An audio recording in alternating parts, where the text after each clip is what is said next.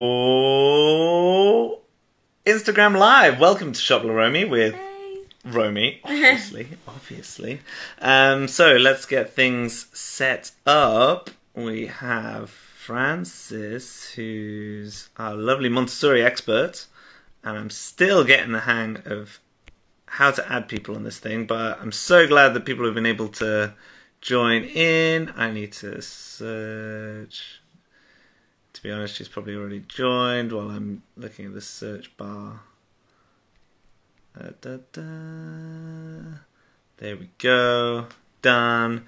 Hey everyone. So you can ask questions. This is live. We're obviously going to do a recap on IGTV. You're going to put it on YouTube and cut the questions as well and put it on the blog. So yeah, hoping the general vibe of this is to obviously get like a broad view, because obviously Montessori, just like all the other topics we're trying to cover with experts, they're obviously massive, right? So we're not going to be able to sort out everyone's baby sleep problems or Montessori related things instantly. So yeah, so the idea is just to take a nice broad overview, and then we'll kind of take it from there, really, and just kind of bounce and kind of learn about it as well, really. So we've been doing kind of similar Montessori things with Emma, right? Yeah. But we haven't really, we have no real overview as well. So looking forward to going on this. Hello, Francis. How's it going? Hello, Matt. Hello, Romy. Hey. I'm doing very well. How are you two today? Yeah, very, very good. Thanks so much for taking the time. Again, there's so much going on, even in lockdown and all the other stuff going on. So really appreciate you taking the time. Yeah. So yeah, we'll just crack straight into it, really. And just if you could give us your kind of origin story, like what have you been doing for the past 5 years? Okay. Okay. So, hello everyone that's joined us. My reason to have joined Montessori, it's just very simple. My love for kids, right? I've always wondered how their minds work. How is it that they can do what they want to do or go through the things? You know, there are certain times you look at a baby and you wonder, what exactly are they thinking? Yeah, What exactly. yes, what is it that they want to do? And then when they talk in their toddler language, even though as a parent you may make out what they're trying to say, but there's some logic behind what they are thinking or what they are saying. So that has always been the keynote for me. So for a very long time, I've always loved kids. I've always wanted to know how they think, how to relate to them, how to communicate with them, you know, because parents oftentimes will tell you how frustrated they are. They can't get through to their kids. They tell you toddlers are very difficult to work with. You know, they go on and on and on and on what to do and why he or she's throwing tantrums and all the rest. So first, I wanted to be a pediatrician, right? But you know, Okay. most times your first choice isn't always what you eventually do.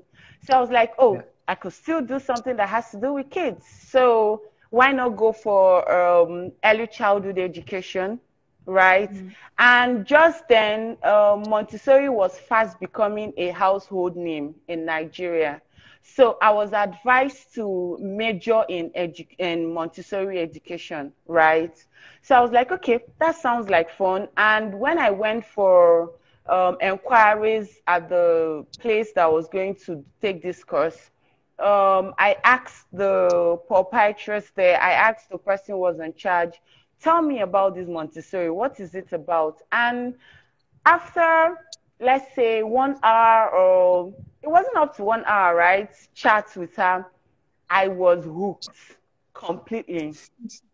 Like, then I was married, but I hadn't had a kid, but I was working, right, in a school. Yeah. So it sounded like something that I need to go for. If I have to know how to deal with kids, I have to go for it. Because the old type or the old method of education was fast passing by. where the teacher tells the children what to do, how to do it, and then the children keeps going in cycle, not understanding, they being just frustrated. sit there and then just listen. Exactly, yes. So she just told me that if you have to know anything about Montessori, just know that Montessori, when Maria Montessori created this, she did it with the child in mind. So the adult takes the back seat while the child is in charge. So when the chat had come to an end, I was like, I'm going to go for this. And then that was how I went for it. And I remember during the training, along the way, I got pregnant. But I didn't get any pregnancy. Oh, I'm tired. I can't go for classes today. I found that I was always eager to go. I could see the passion in me. Whatever assignment I was giving to us, I didn't let my pregnancy come in the way, you know. And so many times I stop and I tell myself, this is something you should actually go for. This is actually what you were created for. For you not to have let anything come in the way. I go for classes in the sun, in the rain, whatever weather. I was like, wow, this is really what I was called to do, right? So it was a wonderful experience going for the lectures, understanding, learning about Montessori. And then, like I said, I was working. So I started to put these Montessori teachings and trainings into my work. And I found out that the children started cooperating more. They were eager to now tell me, oh, Mrs. Frances, this, that, I have this. And then you have some of them even come by your office to tell you what even happened at home, that they're supposed to keep to themselves and all that. You could see that they were now interested to do work, because they could see that whatever it is that has to do with them, you gave them the choices, you put them in charge. So it gave them a better understanding of, or a better understanding of what education is, why they have to come to school every day. Like, I even had parents who told me, oh, my child is eager to come to school now. He or she that didn't used to be so eager about school loves it, and they keep talking about Mrs. Frances and Mrs. Frances. So that was a push factor for me, really. And then by the time I had my child, they feel empowered. No. Yeah, that's cool. Oh, have you frozen? Oh, there you go. Sorry about that. So you know, sorry about that. Yeah, no, So yeah. No, so sorry. this I'm going to pick up on that point. There is a slight delay, so I will actually power through this time. Sorry. Otherwise, I'll keep stopping all the time. Okay. Yeah, I think that's really interesting, that point just about, I mean, firstly, Montessori is kind of, the main thing seems to be like empowerment and communication. I think just doing a brief background myself on actually just clarifying for myself what Montessori kind of was, and even just the phraseology of the child's activity being work, for instance. It's actually almost mimicking real life, right? It's not like this is now you're going to school as some sort of like punishment or anything. It's like, no, you're going for a deliberate purpose. You're like, everyone's got to find work. Like, this is going to be almost more of a real representation of life, rather than just like a bubble cage that you won't fall over in, and then we'll just send you out into the real world and you can figure all that out later. Yes. Now the thing with Montessori is with the way the teaching or the method of education that Montessori is about. The kids are given the power to choose, to make choices, right? Okay, when Maria Montessori discovered this wonderful method of education, she did it with certain number of children then in Italy. And then she made some discoveries that in spite of or against popular belief, you will not believe that children love order, they love to work, they have mental concentration, and they have this sense of self-dignity. You know, when you scold a child, just like when you scold an adult, the adult feels bad. It also happens with a child. And Other times we say, oh, this child is scattering everywhere, putting things in different places.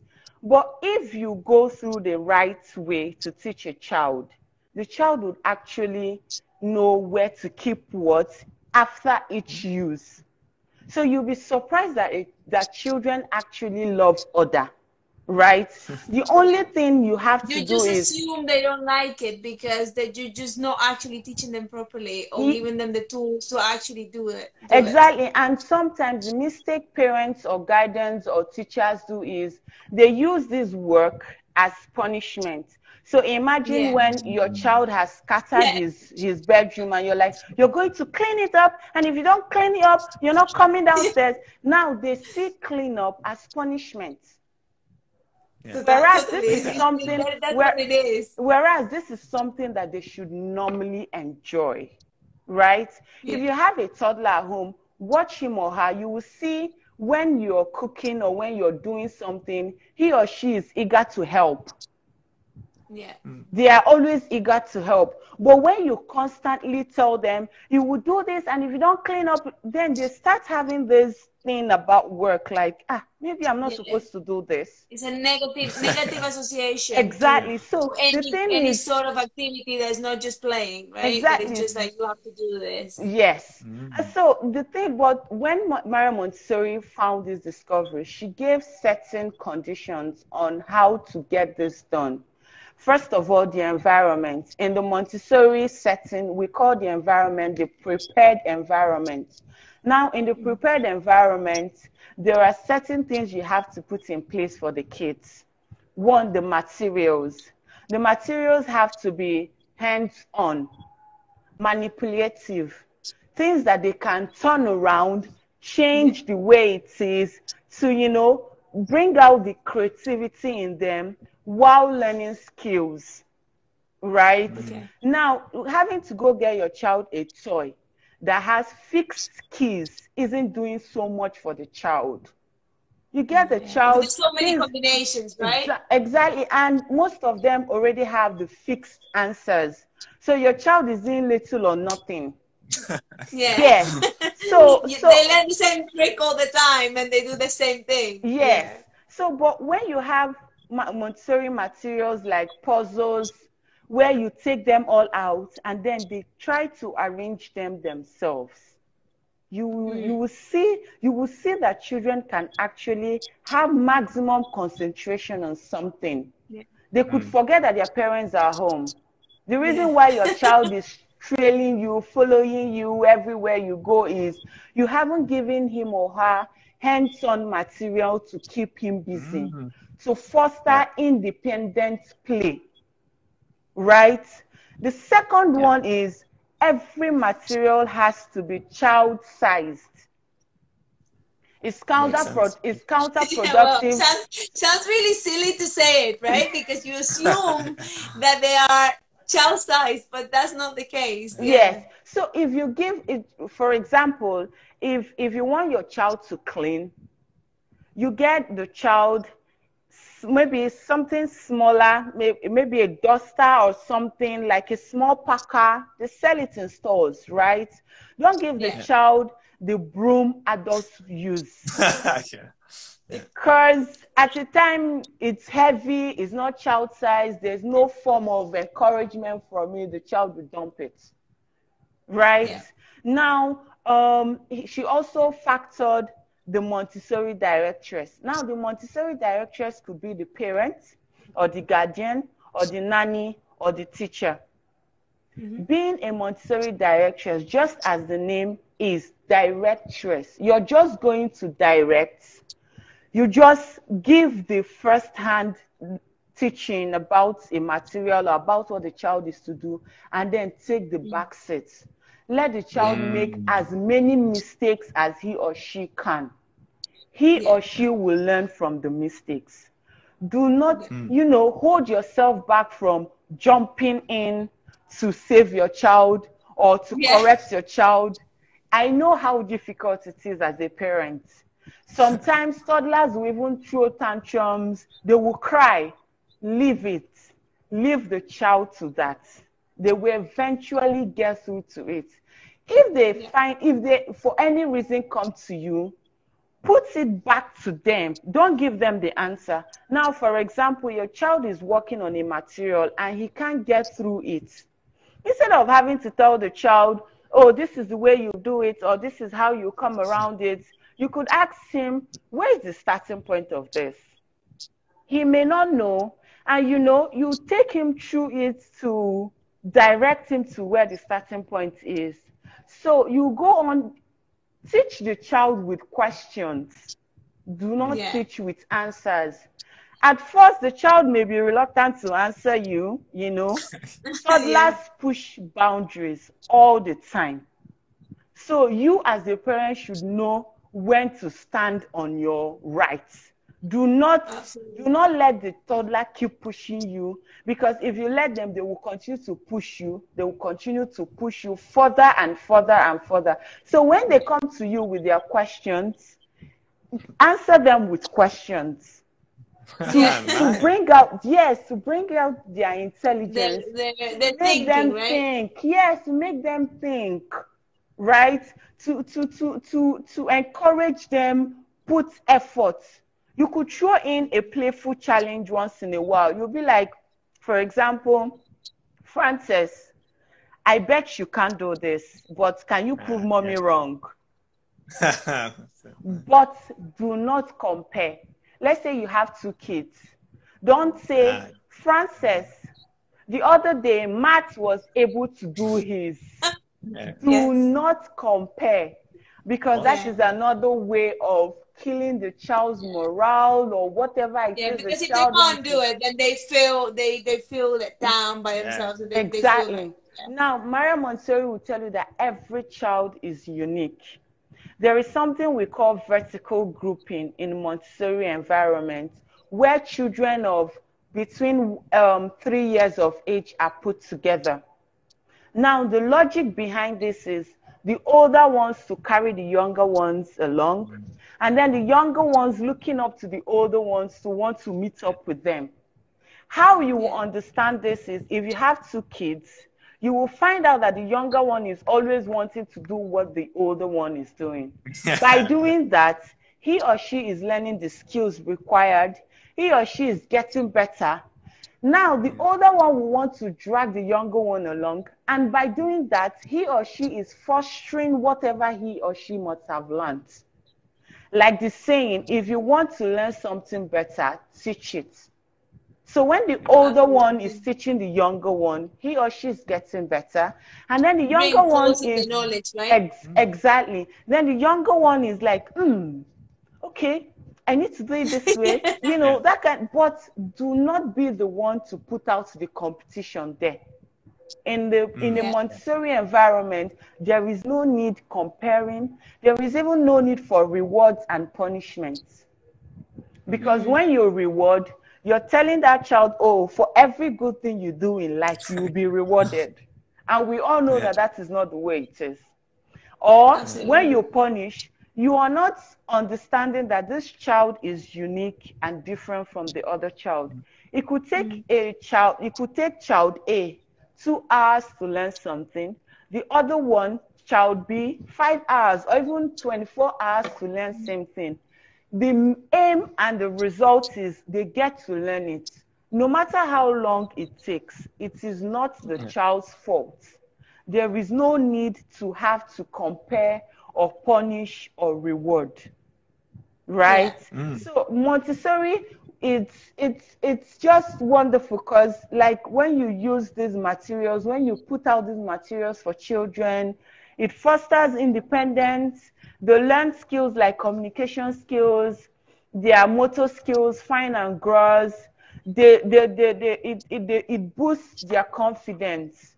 You see how excited a child is when he eventually fixes the puzzle. Oh, mommy, I finally fixed the puzzle.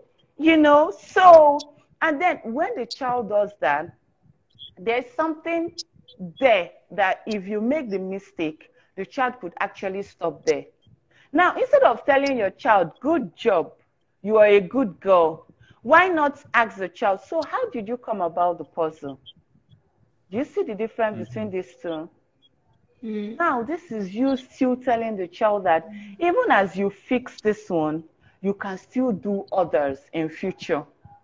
You've got all it takes to be It's the way you whoever. phrase things, right? Exactly. Sometimes It's the way we're not conscious Yes. of the way we say things, because we say them naturally. We always say this, so we just say, you know, all sorts of stuff. Most and you times, don't think clearly. yes, most times as adults, it's not really our fault. All we need to do is be intentional. Most times when we're talking to kids, we talk to them as if they're adults, right? So we forget that these kids are actually growing up and there's a need for them to learn certain skills. Yeah. And then some mistakes parents do is they do not teach. They expect the child to look at them and just learn. Yes, children do not do as you say. They do as you do. But then you have to take out time to teach the child. For example, if you want to teach, let's say, for example, puzzle, you have to first put in the puzzle, teach the child, then take out the puzzle parts and let the child work. Don't just tell the child, put the eye there and then put the leg there. And no, you have to do it, take it out and let the child work with it. So you see that Montessori is all about you being intentional with your words, with your actions, even when you're dealing with the child directly or not. Put materials that, you know, child size, they can reach, they're accessible to them, you know, manipulative, hands-on, you know, and then prepare the environment for them. You prepare the environment for them where they can do whatever they want to do. Although the Maria Montessori will tell you, but with limits. With limits, because you have to take care of your child so that if there's anything that's going to harm him or her, you have to take it out of the way. Yes. So when we say freedom, I think this is a big thing, isn't it? Because I find that nowadays there's a big thing. There's a lot of mothers are looking towards Montessori, and there's even though we all think we know what it is, I think there's not been taught anywhere. So you have to actually actively look for it, and then I find that it is so important, because I only know about it because of my sister. So my sister, that's what she did with my nephew's bedroom. And I think that's one of the takeaways from today. What I wanted you to tell us, maybe some tips for like moms in how to organize a room. What are the like 2 or 3 things they can do in the kids' room to have it more like Montessori, like the prepared environment. Yeah, because I know they talk about the height of the shelves, things being accessible. For example, you know, you say about being tidy, and I think that's about right. My nephew's room is ridiculously tidy, and it's because she has all these little drawers that especially for each toy, and she has made signs with him that said dinosaurs, and all his dinosaurs are always in the same drawer. And it's ridiculous. You think, children, would you just stuff the toys? But he doesn't. He likes his dinosaurs in the dinosaur drawer. And then it's just, but it's because everything's to his height. So he takes the toys out, he plays with them, and then he puts them back. And then it's just a different kind of way of doing things. Yes.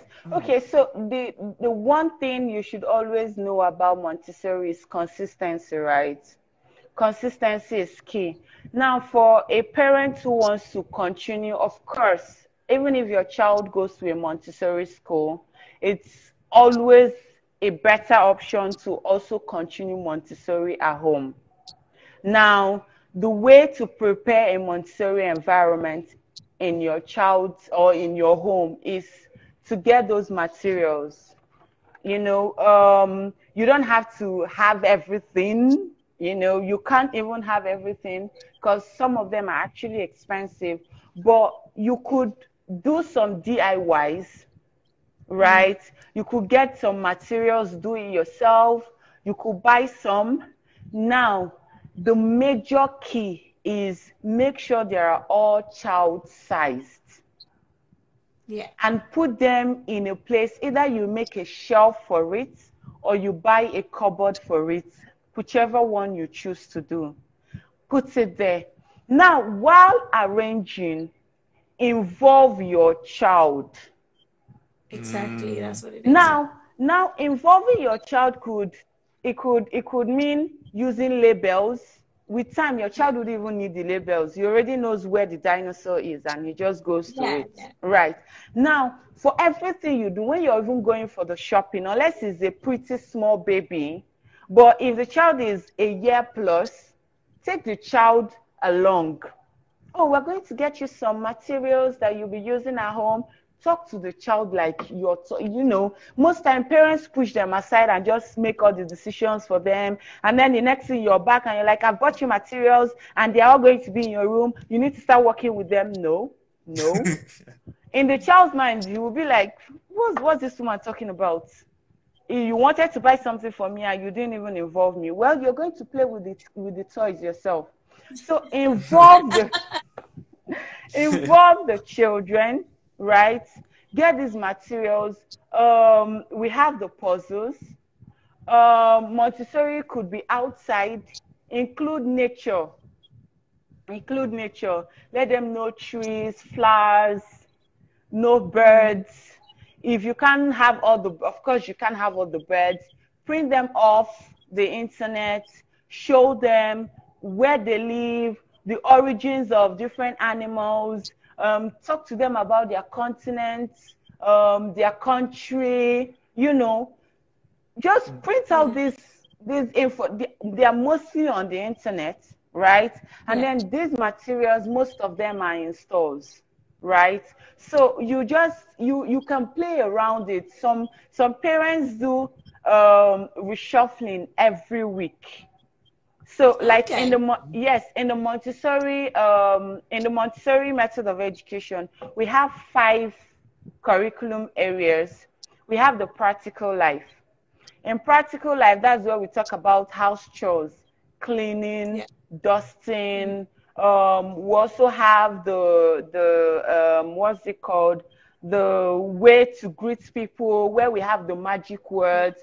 Please, thank you, excuse me, pardon. Yes, this is all you have in. And then in practical life, we also have that's where they develop their motor skills. Cutting with scissors, braiding. In this, you can do shoelace. Get an old shoe. Like that shoelace thing that goes around the door, right? You could get the beads and the laces, right? This is where you have the practical life. Now, in practical life, they could also plant. Get a small cup and the soil, right? And then decide to plant maybe maize, corn, whatever in your backyard.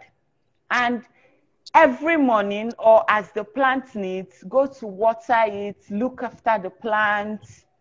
In some cases, you could introduce dolls or teddy bears. Foster role play. Let your child learn to take care of another.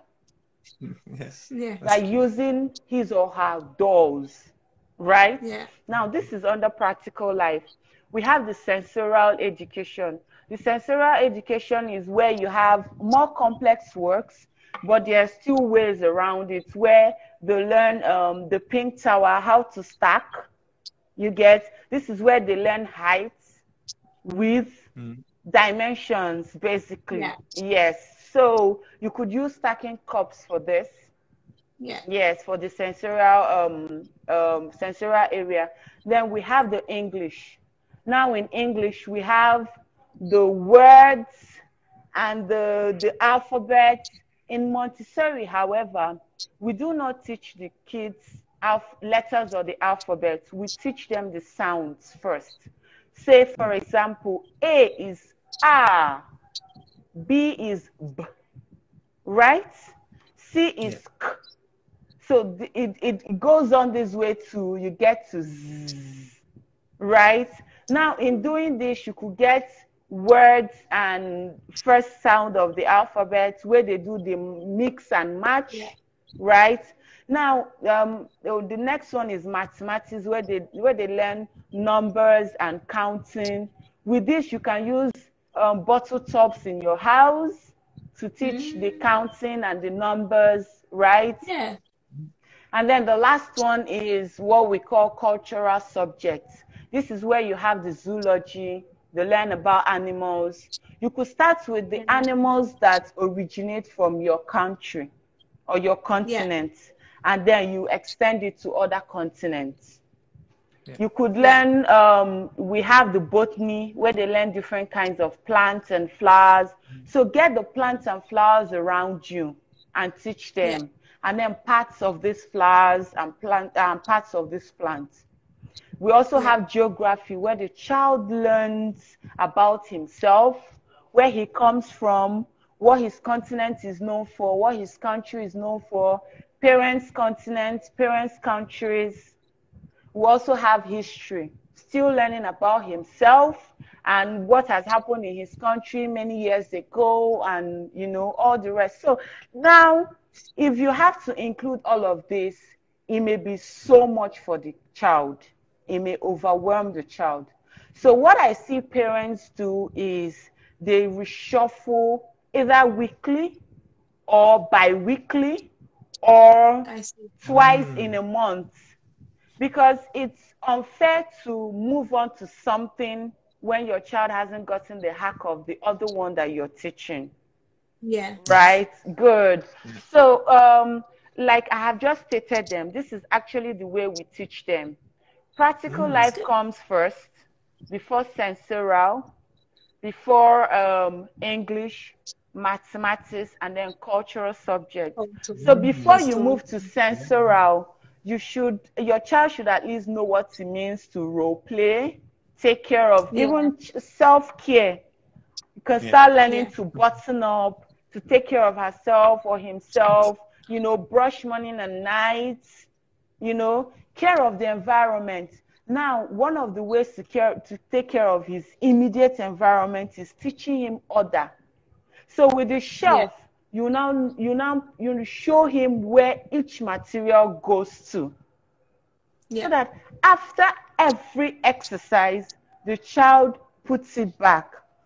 When you're starting off, the child may not get this, but you could get down and be like, why don't we pack up our materials for today? We're done for today. Let's pack it up. Help mommy. They are always eager to help. They will help you.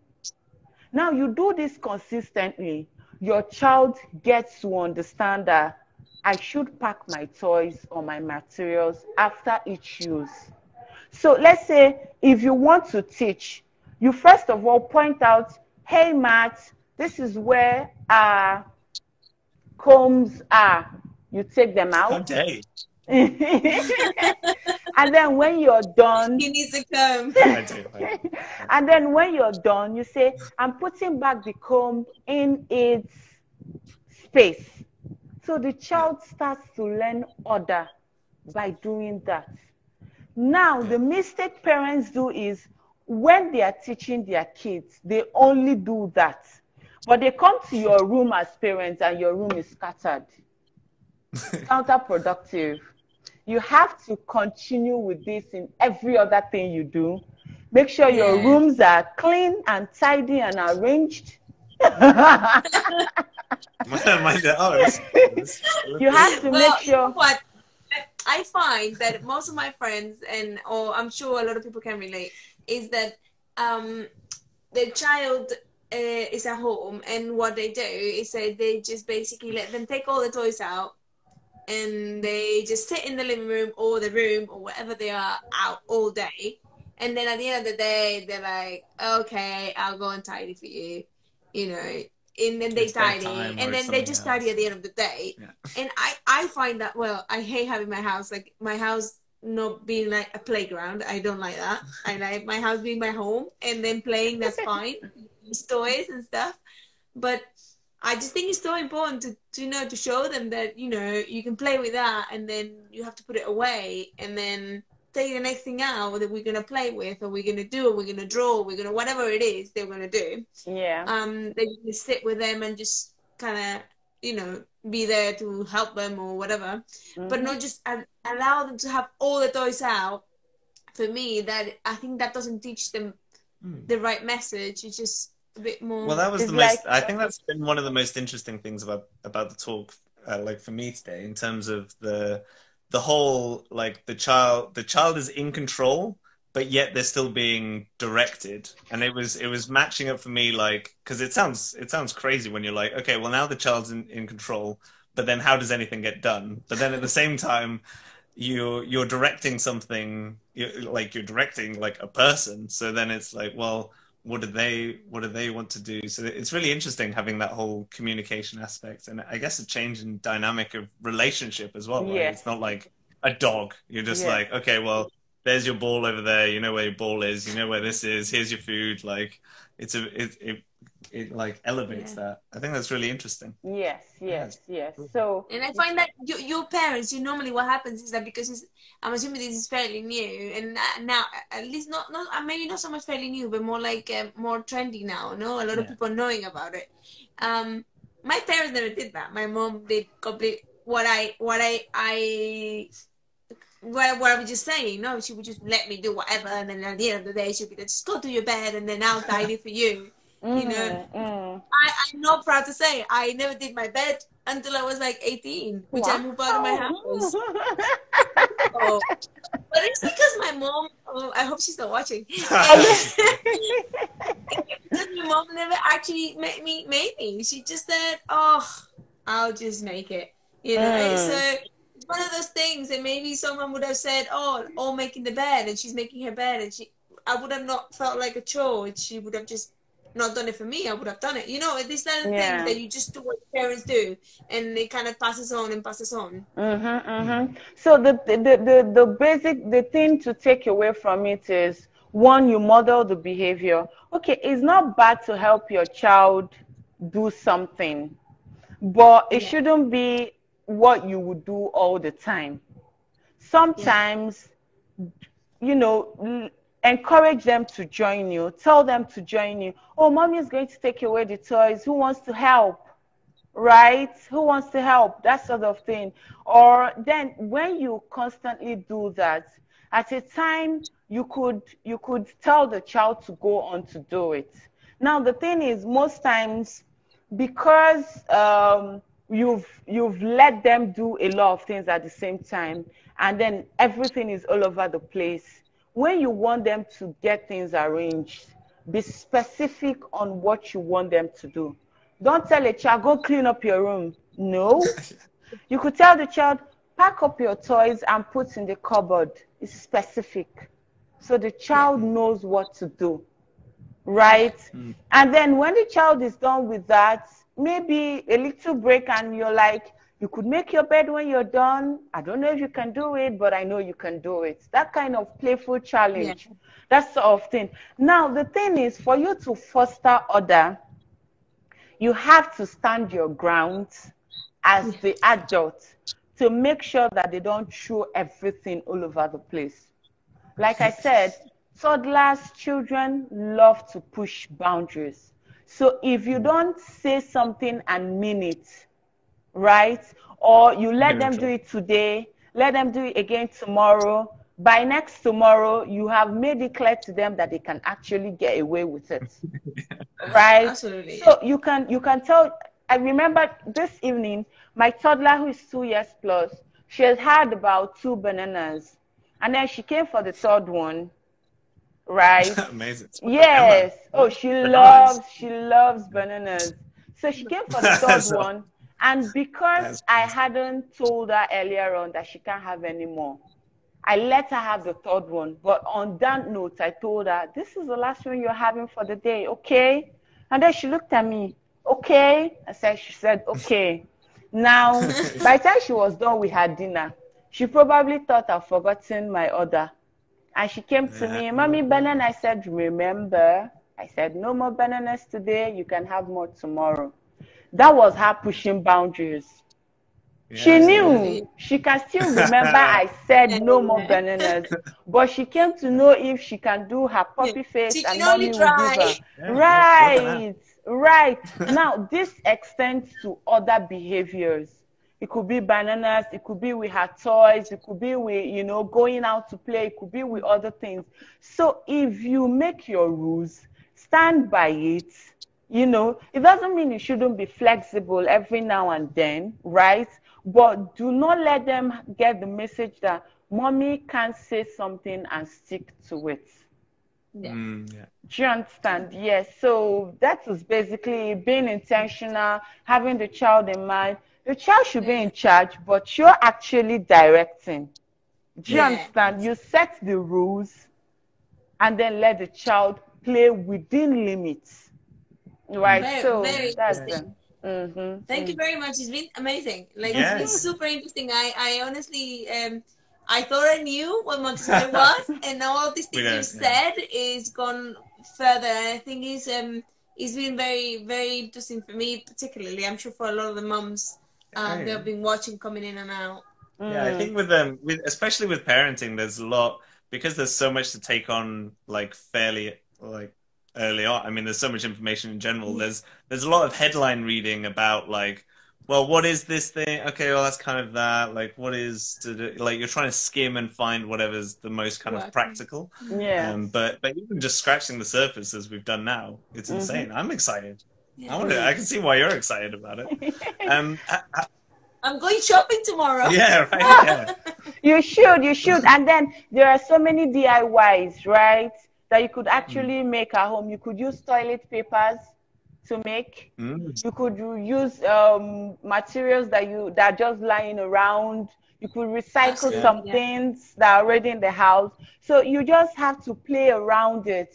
And like the 5 curriculum areas that I mentioned, don't overwhelm the child. Try to put them out one after the other. And let's not just end with when is Montessori. You know, there's this other thing parents do, is Montessori time. There is no Montessori time. It's a fact. It's a life thing. It's something. It's a lifestyle, right? With the way you talk to your child, with the way you involve your children. I see parents want to redecorate their children's room and they don't tell them. They just go ahead and decorate. Well, Absolutely, Okay, for example, sometime last week, my husband traveled and then I was forced to sleep with my kids, right? I have an 11-year-old and a 2-year-old. So after he came back, it happened to be that the children will now go back to their bedroom. On the day he was to return, I started sounding it to the toddler. Daddy will be back today and you will be back to your bedroom. I hope you wouldn't cry when it's time for you to go to bed. You've enjoyed so many nights with mommy. You know, this is you. You're in charge, but your child is actually in charge. Like, you do get the thing? Yes.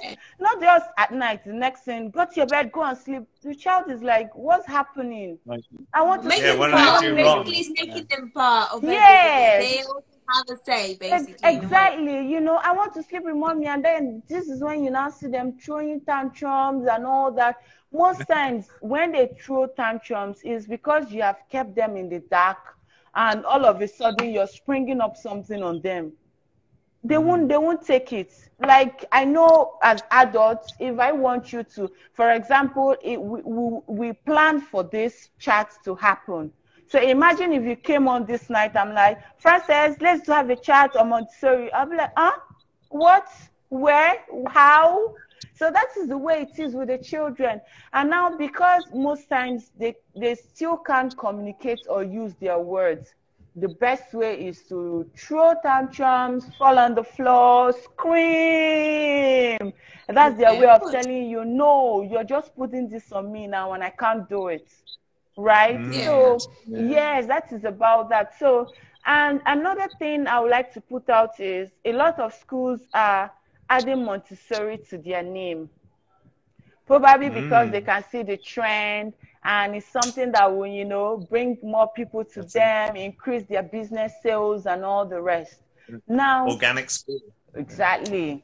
So parents, it is very important that you look out to, first of all, you as a parent, you have to know what Montessori is. right? Yeah. So that when a school tells you, oh, we're at this Montessori school, you need to know if it's actually a Montessori school. Say if that Then is what they the doing kind of is just school, yes, that is if the kind is that's the kind of school you want your child to attend.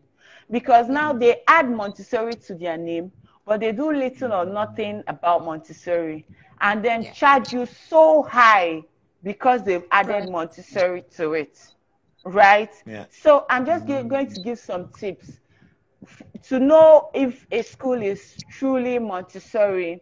The Montessori teachers ask to go when school is in session. Watch from outside. How do the teachers teach children? Do they teach like 1 + 1 is equals to 2, or do they let the child do the work after they've given the first lesson? This is one, right? 2, what kind of materials do they use? If you have surfed the net and you can see wide range of Montessori materials, when you go to those schools, check if they have those materials and if they truly use them, right? Yeah, That's another way to know if a school is truly a Montessori school. Yeah, it's the best way, isn't it? You wouldn't know Yes. if you wouldn't go when they're working. And then the other one is when your child comes home, check if your child is, aside from the fact that maybe your child may have gotten it from you, you know, genes and hereditary, being confident and, you know, being outspoken. There's this extra confidence Montessori education gives children, right? So when your child wants to do something, is eager to do something, it's coming from somewhere, and sometimes it's from the school. Now you know that the school is truly a Montessori school, right? Amazing. So with these things, and then you're already doing your own side of Montessori at home. You see, it's a balanced word for the children, yes, both in school and at home. Don't beat yourself up if you can't afford a Montessori school, because most of them are expensive. What you now have to do is incorporate Montessori into your parenting, into your home. Yes, yes. And you will actually see the difference between your child and the other children. That's the thing. So that's it. Amazing. Lovely tips. I think they're great. I think a lot of parents don't know what to look for. So I think that's been very helpful. Yeah. So I mean, probably the last thing to wrap this up is just to say how people can get in touch with you. What kind of things you offer and you can do as well? Like, do you just work in a school? Do you do any sort of just recently? Yes. Okay. Just recently, I'm setting up a foundation school, crèche, preschool, and nursery that will be thorough Montessori. It's here in Lagos, Nigeria, right?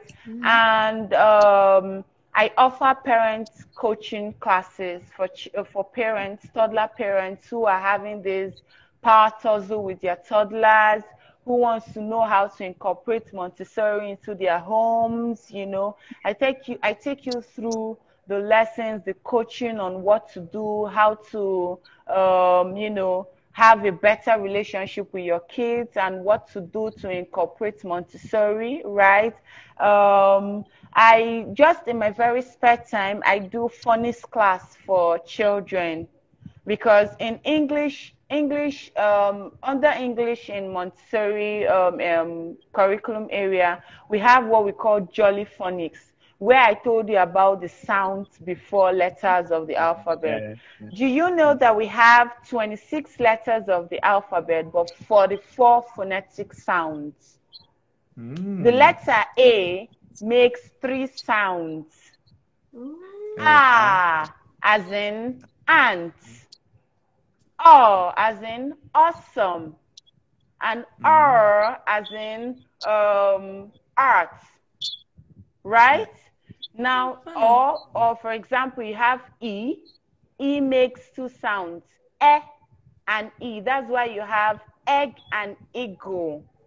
So this is something that if you incorporate in the English curriculum area of Montessori, you're teaching your child to have good diction, to speak well, to be confident, to stand out.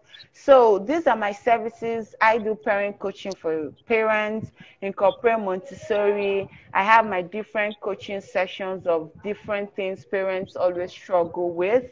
I do the Phonics class, and then I have a school where it's going to start in September, but we are fast, Amazing. you know, Congrats. thank you. So these are things that I do for now. Who knows? There'll be other services.